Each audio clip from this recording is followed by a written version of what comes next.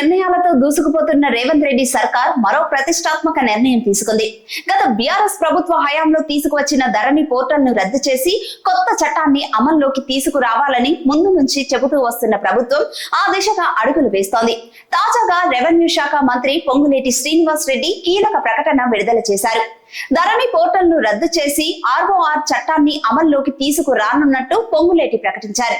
అయితే ఈ కొత్త చట్టాన్ని ఈ నెలాఖరులోగా అమల్లోకి తీసుకురానున్నట్టు మంత్రి స్పష్టం చేశారు.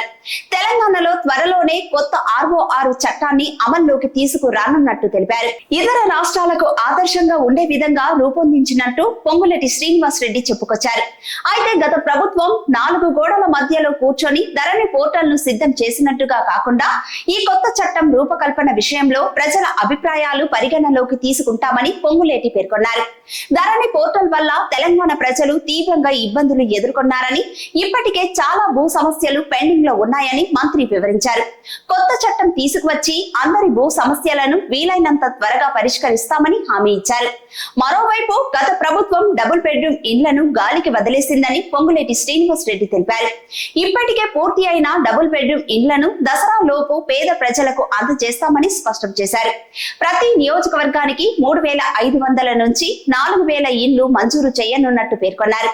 ఈ విషయంలో ప్రతిపక్షాల సలహాలు, సూచనలు కూడా స్వీకరించేందుకు సిద్ధంగా ఉన్నామని పొంగులేటి శ్రీనివాస్ రెడ్డి తెలిపారు. అయితే అక్టోబర్ 7వ తేదీతో ప్రజా ప్రభుత్వం ఏర్పడి 10 నెలలు పూర్తి అవుతుందని మంత్రి పొంగులేటి శ్రీనివాస్ రెడ్డి గుర్తు చేశారు. 10 నెలల్లో ప్రజలు కోరుకున్న వాటిని సాధించలేకపోయామని మంత్రి పొంగులేటి సంచలన ప్రకటన చేశారు.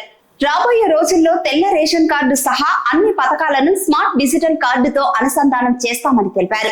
ఆ స్మార్ట్ కార్డులు కూడా ఈ దసరా లోపే ఇస్తామని తెలిపారు. అర్హతలను బట్టి స్మార్ట్ కార్డు ద్వారా ప్రభుత్వ సంక్షేమ పథకాలు అందిస్తామన్నారు.